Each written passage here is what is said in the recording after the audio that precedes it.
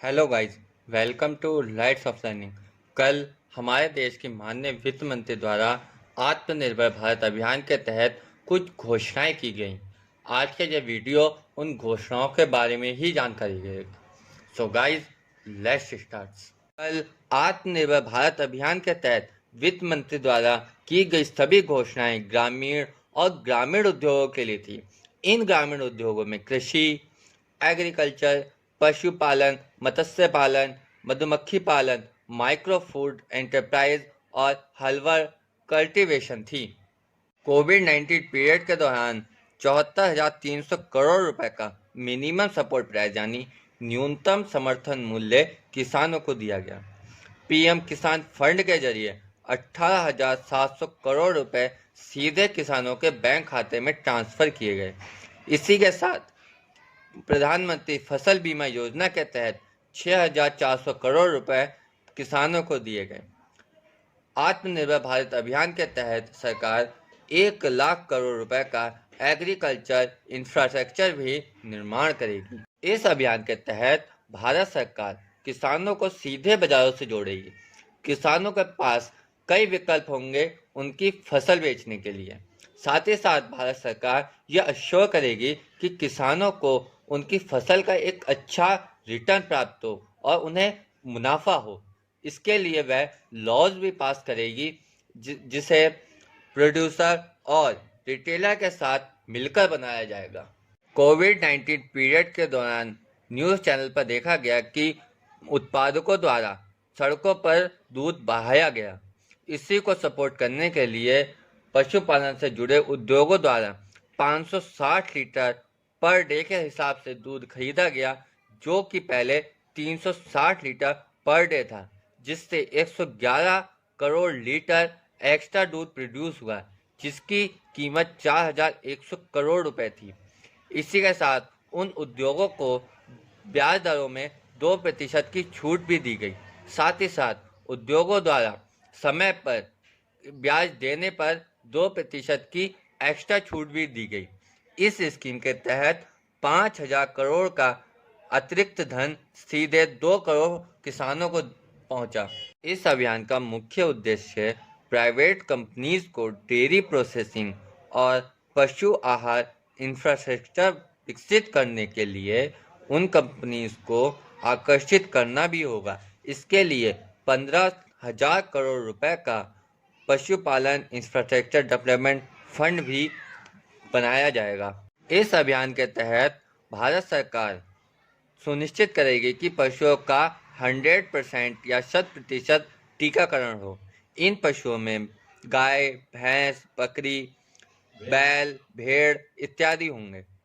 इसी के साथ भारत सरकार national animal disease control programme भी चलाएगी, जो पैर और मुंह से जुड़े बीमारियों के लिए कार्यरत होगी। इस अभियान के तहत भारत सरकार आवश्यक वस्तु अधिनियम में कुछ छोटे बदलाव भी करेगी। साथ ही साथ दलहन, तिलहन, आलू, प्याज इत्यादि कमोडिटीज को इस अधिनियम से डीरेगुलेट भी करेगी। इस अभियान में भारत सरकार मधुमक्खी पालन को भी बढ़ावा देगी। इसके लिए कलेक्शन सेंटर्स, बाजार, स्टोरेज सेंटर्स इत्यादि का निर्माण भी किया जाएगा। साथ ही साथ शहद को दूसरे देशों में निर्यात भी किया जाएगा। इस अभियान से लगभग 2 लाख मधुमक्खी पालकों को भी फायदा होगा और शहद की जो क्वालिटी भी सुधरेगी। इस अभियान के तहत भारत सरकार मछली पालन से जुड़े उद्योगों को बढ़ावा देने के लिए प्रधानमंत्री मत्स्य संपदा योजना की शुरुआत करेगी, जिसके अंतर्गत समुद्री और अंतर्देशीय मत्स्य पालन और एक्वाकल्चर को बढ़ावा देने के लिए 11,000 करोड़ रुपए खर्च करेगी। साथ ही साथ फिशिंग हार्बर, कोल्ड चेन और मंडी बनाने के लिए 9,000 करोड़ रुपए का निर्माण कार्य करेगी। इससे 70 लाख टन 5 सालों में फिश प्रोडक्शन होगा, जिससे 55 लाख लोगों को रोजगार मिलेगा। साथ ही साथ मछली का निर्यात भी 1 लाख करोड़ तक पहुंच सकता है। साथ ही साथ मछली और मछली पालन उद्योगों को बढ़ावा देने के लिए 242 रजिस्टर्ड श्रिम्प हैचरीज और रिएटरिंग हैस्ट्रीज जिनकी एक्सपायरी डेट 31 मार्च 2020 थी उनको 3 महीने के लिए बढ़ाया गया है। साथ ही साथ SIP यानी सैनिटरी इम्पोर्टेड परमिट को भी 3 महीने के लिए बढ़ाया गया है ताकि मछली और मछली पालन से जुड़े उद्योगों को इससे फायदा पहुंच सके।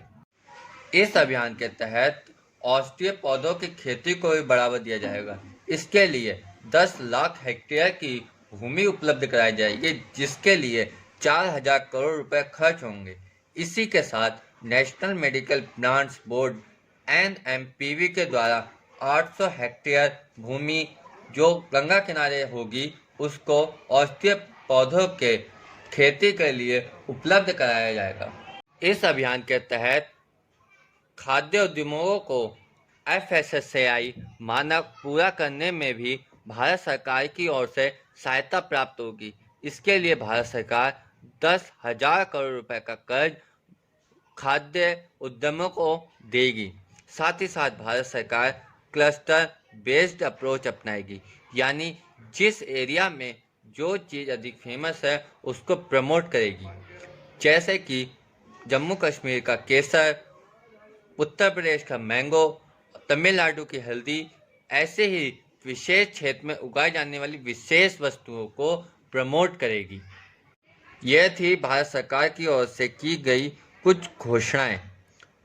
लाइट्स ऑफ लर्निंग आप सबसे अनुरोध करता है कि इस वीडियो को संबंधित व्यक्तियों के साथ शेयर करें ताकि उन संबंधित व्यक्तियों को भी इसकी जानकारी हो सके।